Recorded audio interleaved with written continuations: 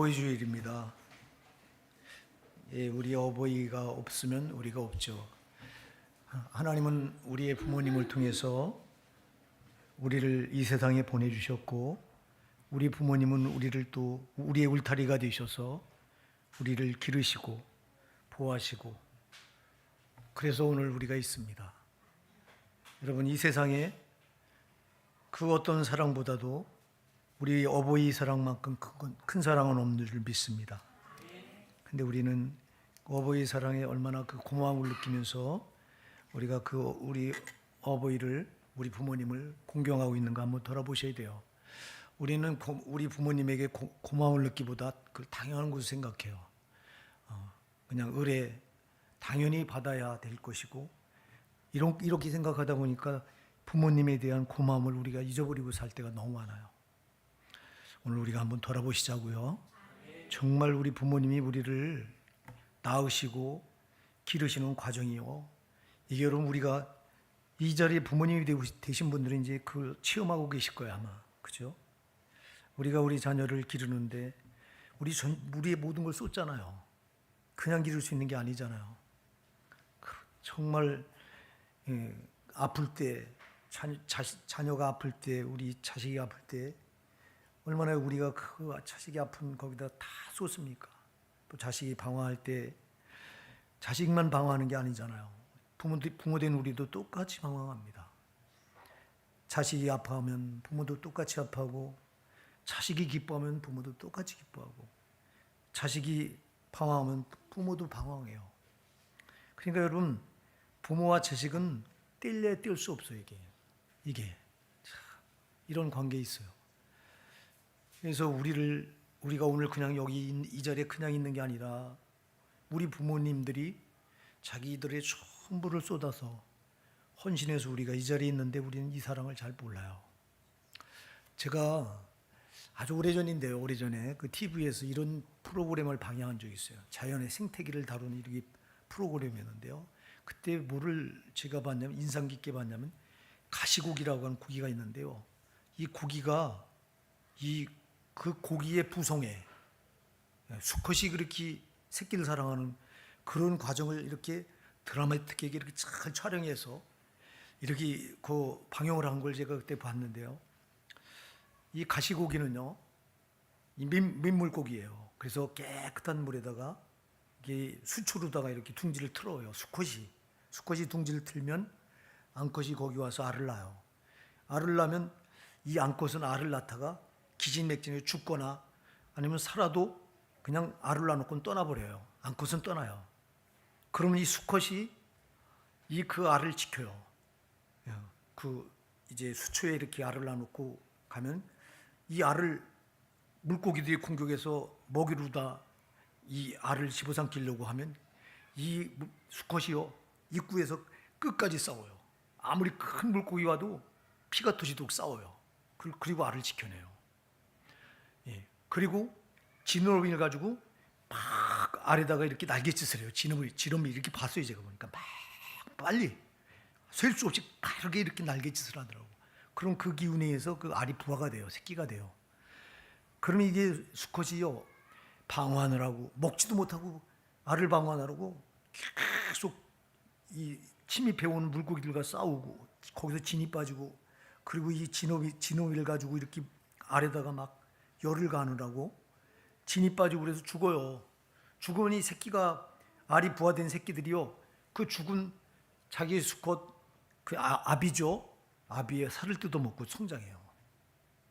그 과정을 보면서 물고기도 세상에 제 자식을 위해서 자기를 저렇게 헌신하는구나. 생명까지 죽어서 자기 살까지 내주는 거로구나. 이게 여러분 물고기 얘기가 아니잖아요. 우리 어버이, 우리 부모님의 얘기인 줄 믿으시기 바랍니다.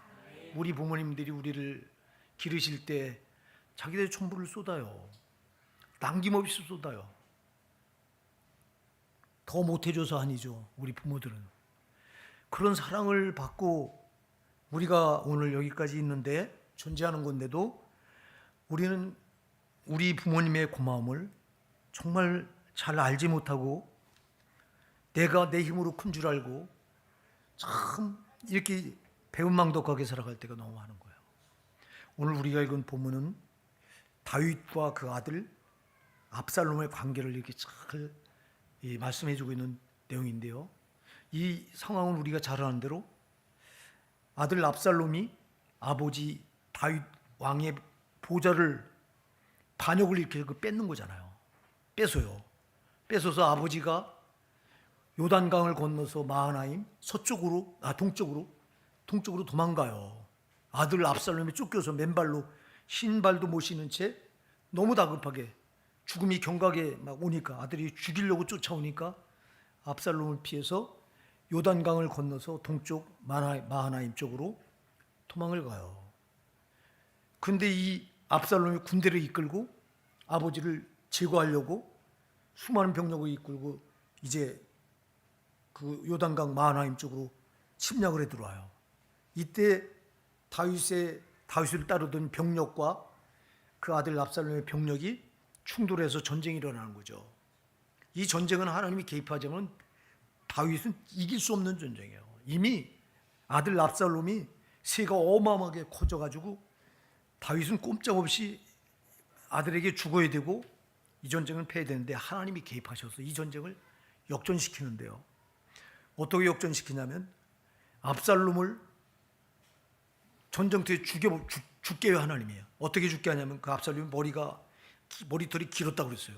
용모가 딴 사람보다 이스라엘 중에 가장 뛰어났다고 그랬어요. 잘생기고 신장도 크고 특히 머리털이 장점인데 그 머리털이 노새를 타고 가다가 나귀를 타고 가다가 머리털이 상수나무에 걸려서 대롱대롱 매달리고 나귀는 빠져나가고 대롱대롱 매달리다 보니까 앞만 밟아도 못 빠져나오는 거예요. 그 상수리 나뭇가지에 머리가 걸리는 거예요.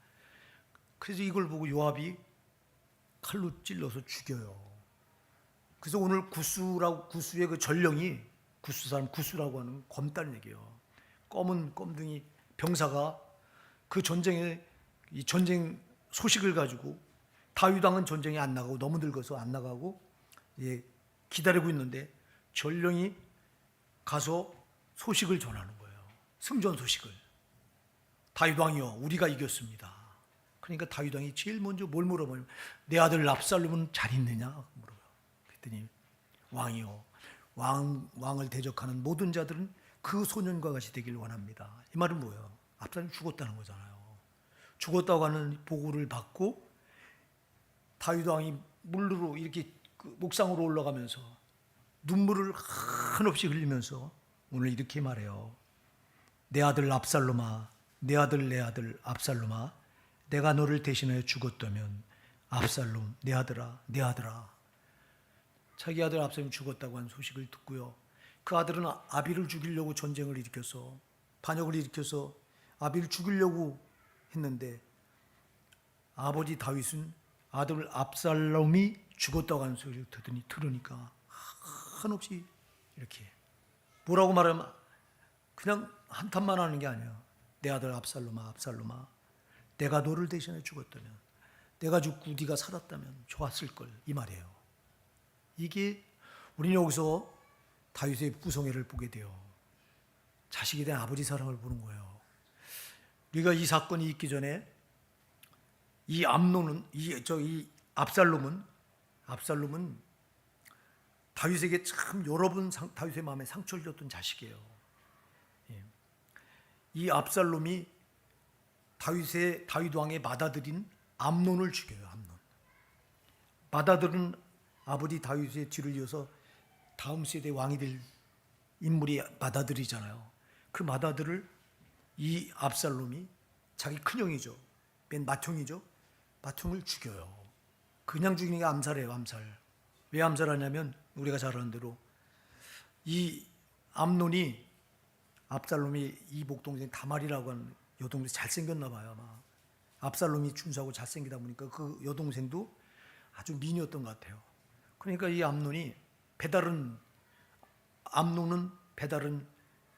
여동생인데 그 여동생을 침상으로 끌어올려서 간음을 해요. 간음을 하고 내쫓아버려요. 당시는 여러분 이 시대는 또 이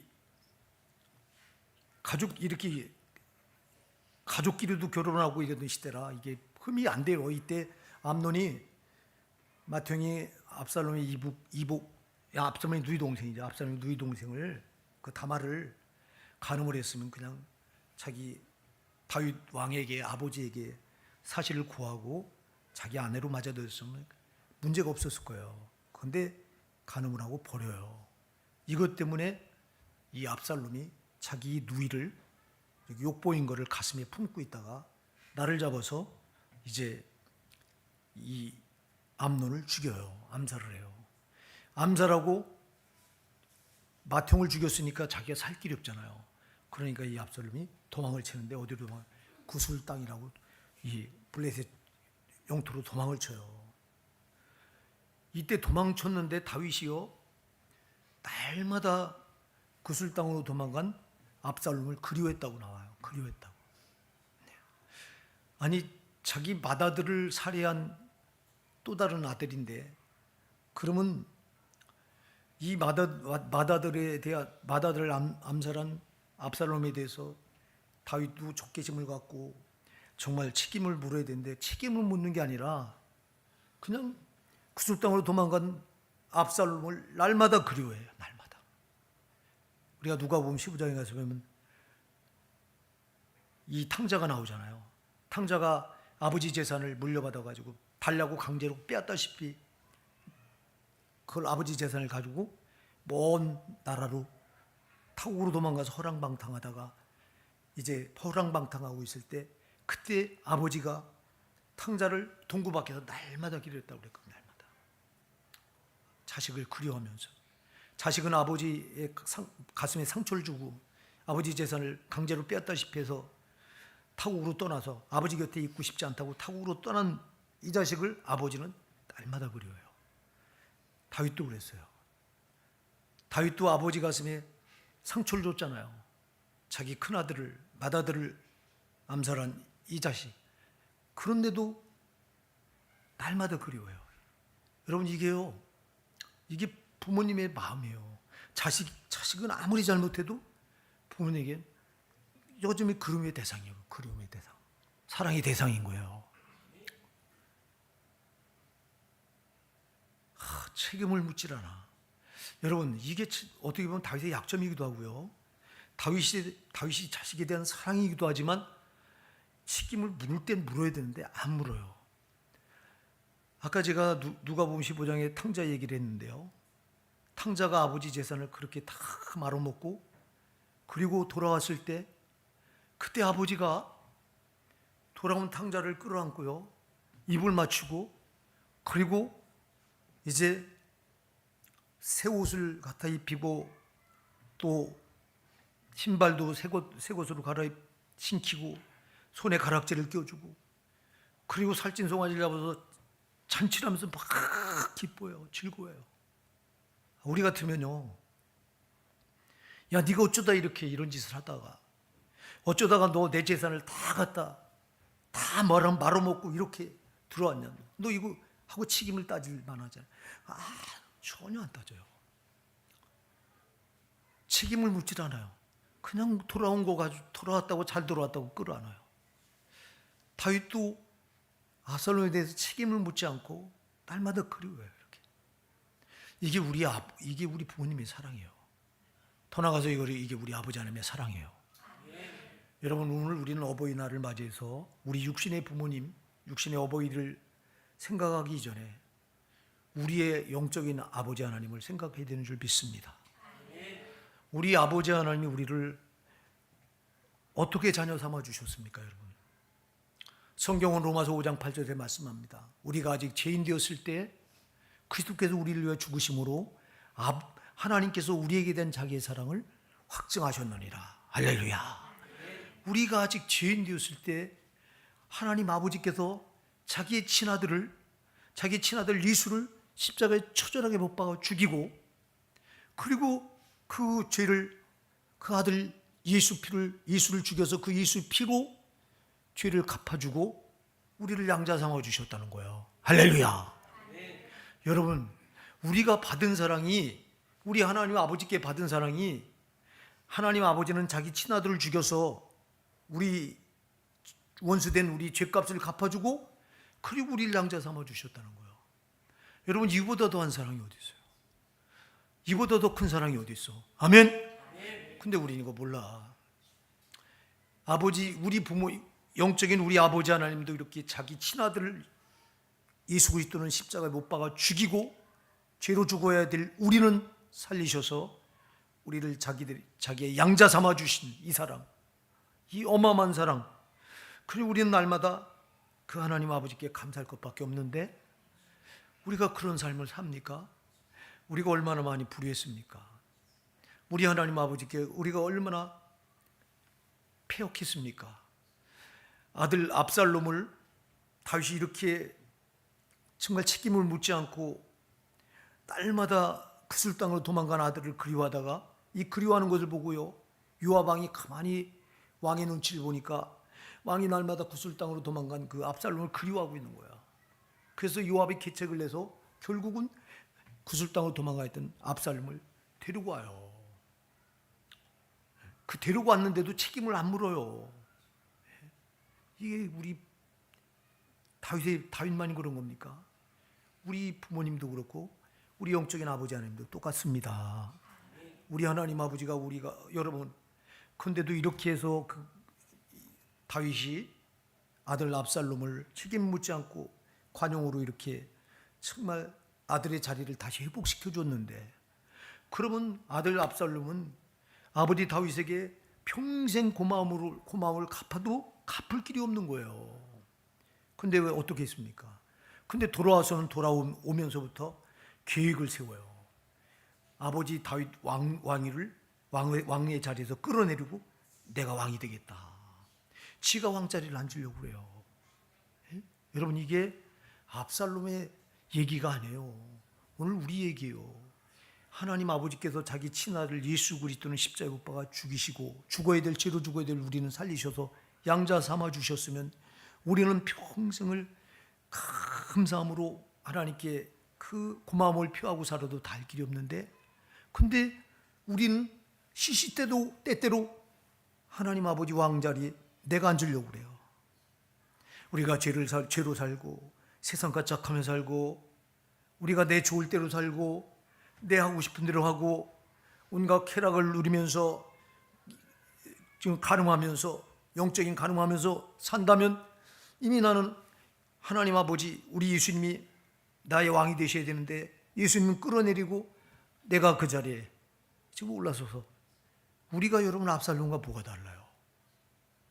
그래서 이 어버이 주의를 돌아보면요, 우리가 먼저 우리를 이 세상에 하나님 형상대로 창조하셔서 보내신 우리 하나님 아버지를 생각해 보면 그 사랑에 우리가 정말 뭘로 갚아도 갚을 수 없는 그 사랑을 우리가 얼마나 배반하고 나의 왕이신 그 하나님 우리 예수님을 끌어내리고 내가 내 좋을 대로 내 하고 싶은 대로 온갖 죄와 세상과 짝하면서 그 자리에 내가 올라앉아서 압살롬이 내가 제2의 압살롬이에요. 우리가 그런 사람들이에요. 오늘 그래서 이 어버이주를 맞아서 정말 우리 하나님 아버지께 효도하지 못하고 정말 결초 보은해서 갚아도 못 갚을 그 사랑을 받고 있으면서도 우리 하나님 우리 예수님을 왕의 자리에 끌으면 내가 그 자리에 앉으면서 배반했던 압살롬보다 더한 자가 저와 여러분이라고 해도 과언이 아니라고 하는 꼭 기억하시기 바랍니다. 그래서 우리가 어버이주를 맞이해서 먼저 우리 영적인 하나님 아버지께 우린 불의한지를 회개하십시다. 이거 먼저 진짜 회개해야 돼요. 받은 사랑이 얼마나 다함이 없는 것인지 우리가 이걸 몰라요. 압살롬이 아버지 다윗으로부터 받은 그 사랑이 얼마나 다함이 없는 사랑인가를 전혀 몰라요. 아들 압살롬에 대한 다윗은 진심이에요. 진심이잖아요. 오늘도 보세요. 자기 아들이 죽었다고 하는 소식을 듣고 아들은 아버지 다윗을 죽여 제거해서 지가 그 왕위를 찬탈하려고 하는데, 근데 아들이 죽었다고 하는 소리를 들으니까 내 아들 압살롬아, 내가 죽고 네가 살았다면 좋았을 것을 이래고 말하고 이렇게 이게 우리 부모님의 사랑인 줄 믿으시기 바랍니다. 우리 부모님들이 여러분 우리를 기르실 때 우리가 병들면요, 아파서 끙끙 앓고 있으면요, 우리 부모님은요, 특히 우리 어머님들은요, 자기가 대신 아프고 내 자식은 지금 빨리 나았으면 좋겠다. 이게 부모의 심정이에요. 여러분 우리 부모님들은요, 나는 못 살아도 자식만큼 잘 살아야 되겠다. 이게 부모님의 마음이에요. 나는 부족해도 내 자식은 부족함이 없으면 좋겠다.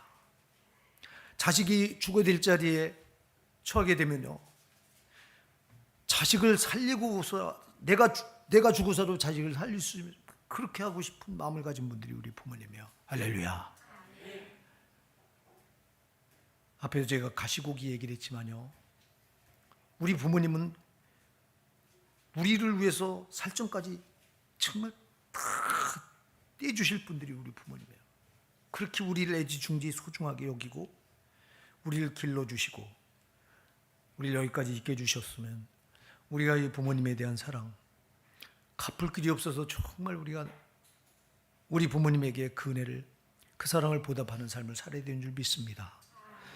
우리 하나님 아버지께는 더 말도 못하고요, 우리 하나님 아버지께는 더 말도 못하고, 근데 우리는 참 내 좋을 대로, 내 하고 싶은 대로 이루고 살아요. 성경은 이 부모님을 사랑하라, 공경하라고 하는 계명을 5번째 계명으로 줘요. 우리가 잘 아는 10계명은 1계명부터 4계명까지는 하나님께 대한 사랑을 말하는 계명이고, 5계명부터 10계명까지는 사람을 사랑하라고 하는 계명이에요. 그러면 이 5계명 사람을 사랑하라, 그러니까 10계명은 하나님 사랑, 사람 사랑 두 가지예요. 1계명부터 4계명까지는 하나님 사랑, 5계명부터 10계명까지는 사람 사랑. 근데 5계명, 사람에게 주는 제일 먼저 주는 계명 5계명이 내 부모를 공경하라, 사랑하라. 자, 이게 여러분 뭘 말합니까? 사람 사랑 중에서 가장 먼저 누구를 사랑하라? 부모님을 사랑하라는 거예요. 이게 첫 번째예요. 근데 우리는 부모님 사랑합니까? 부모님보다 우리는 자식을 더 사랑합니다. 자식 사랑하라고 계명에 주님이 주시지도 않았어요. 왜? 그건 자식 사랑은 놔둬도 되는 거예요. 이거는. 사랑은 내리사랑이라고 그래서 사랑은 위로부터 밑으로 흘러가게 돼 있어요. 이게. 그러다 보니까 자식 사랑은 누가 시키지 않아도 그냥 자연히 할 수 있어요. 근데 부모 사랑은 위로 올라가야 돼. 이게. 여러분 물이 위에서부터 아래로 흐르는 것은 이치예요. 이게. 자연스러운 거 이거는. 사랑도 똑같아. 위에서 아래로 흐르는 건 이치예요. 이게. 근데 아래에 있는 물을 위로 올린다? 이건 영리요. 이건 보통 힘든 게 아니에요. 이거 어떤 물리적인 힘이 가해지지 않으면 밑에 있는 사랑을 밑에 있는 물을 위로 못 끌어올려. 사랑도 똑같아요. 그래서 부모 사랑이 어려운 거예요. 부모 사랑은 우리가 의지를 가지고 발동하지 않으면 안 되는 거예요. 아멘? 그냥 가만히 있으면 부모님 사랑은 안 돼요. 이건. 왜? 자식 사랑은 위에서 밑으로 이렇게 내려주는 거니까 그냥 자연스럽게 되지만 부모 사랑은 이 밑에 있는 여기 있는 사랑을 위로 이렇게 올려야 되니까 이거 여기 물리적인 어떤 힘이 작동해야 돼요. 그래서 그러려니까 우리가 의지를 먼저 발동해야 돼요. 의지만 가지고 안 돼요. 성령이 개입하셔야 돼요. 부모 사랑은. 하나님 사랑도 똑같아요.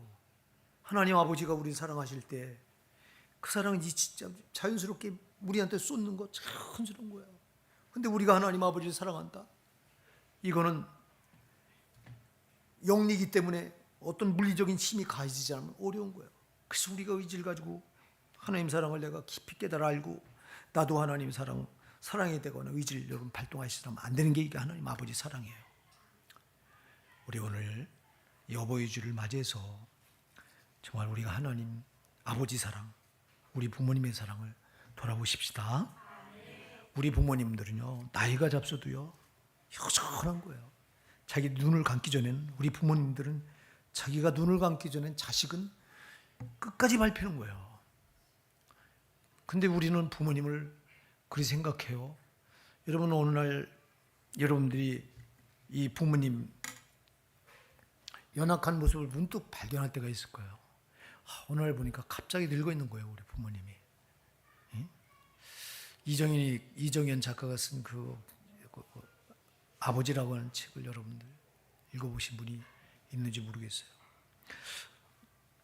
제가 오래전에 이 말 드린 기억인데, 대전에 사는 아버지가 서울에 있는 딸 보고 싶어서 이제 이렇게 시골에서 김치를 담아가지고 한 보따리 싸가지고 이렇게 와서 딸이 사는 아파트 들어가지 못하는 거야.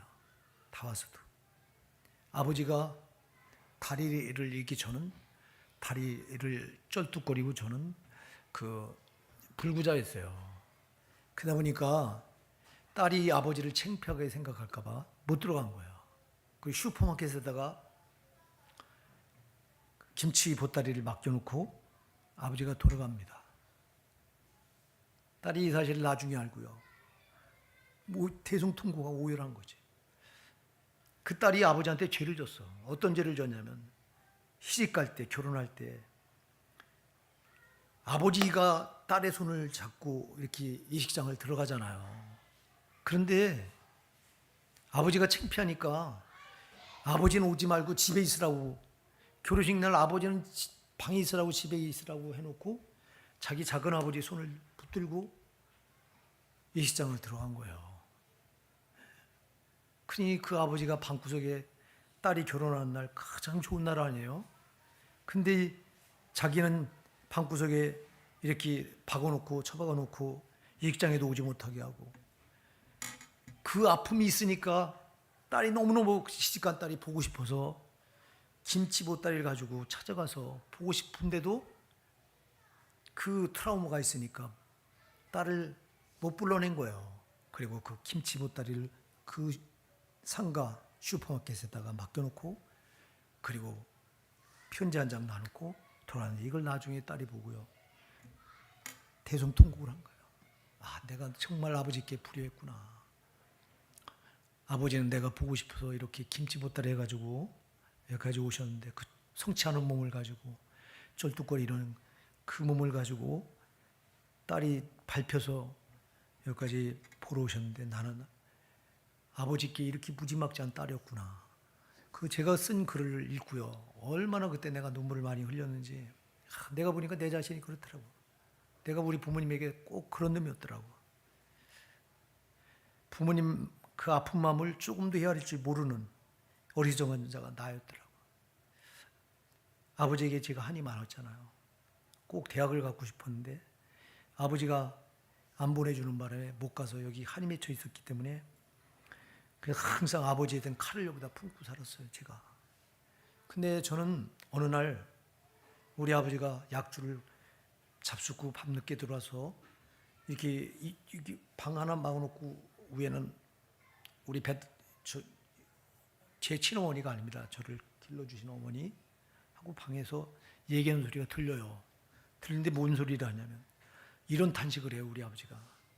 내가 저는 만큼은, 여기 내 여방이 자는 내가 저는 만큼은 내가 꼭 공부를 시켜야 되는데 내가 못했다. 그리고 우는 소리가 들려요. 그때 제가 우리 아버지의 모습을 보면서 그때도 못 깨달았어요, 제가. 우리 아버지가 돌아가시고 나서 이 어버이 주일이 되면 크게 생각이 나요. 우리 아버지가 참 약줄 잡수고 들어와서 공부를 시키고 싶었는데, 그때 우리가 팔남매인데 거의 다 막 중고등학교 다 보내다 보니까 공무원 학봉을 가지고 시킬 수가 없었던 거예요. 근데 나는 우리 아버지 마음을 조금도 헤아려 보지 못하고 그냥 내 입장에서만 아버지에 대한 칼만 품고, 전 그것 때문에 수면제를 먹고 자살까지 시도했었던 적이 있거든요. 내 꿈이 무너지니까 살고 싶지 않더라고. 그래서 수면제를 먹었네. 그래서 하루, 제 인생에 하루 기억이 없어요. 그날 하루 어떻게 살았는지 전혀 기억이 안 나요. 얼마 전에 내 친구를 만나는데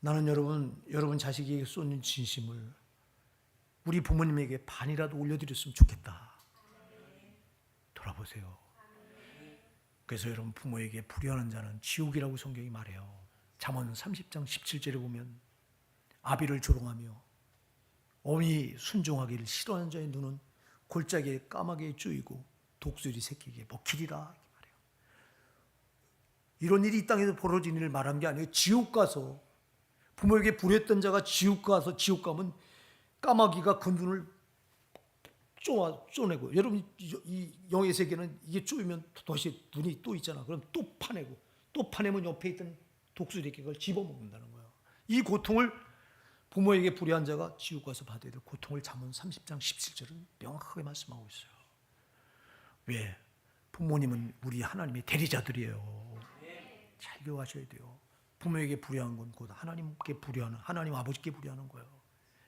우리가 하나님 아버지도 이렇게 불효했고 우리 육신의 부모에게도 진심인 적이 없어.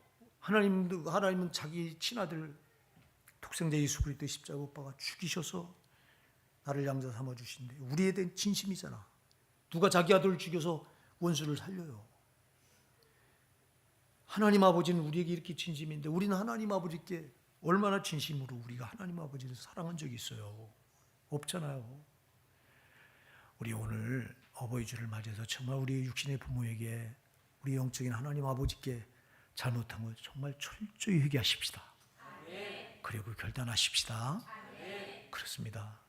우리 자식에게 쏟는 사랑 반 아니 10분의 1만이라도 우리 부모님에게 올려드릴 수 있다면요, 우리 부모님들은 정말 기뻐하실 거예요.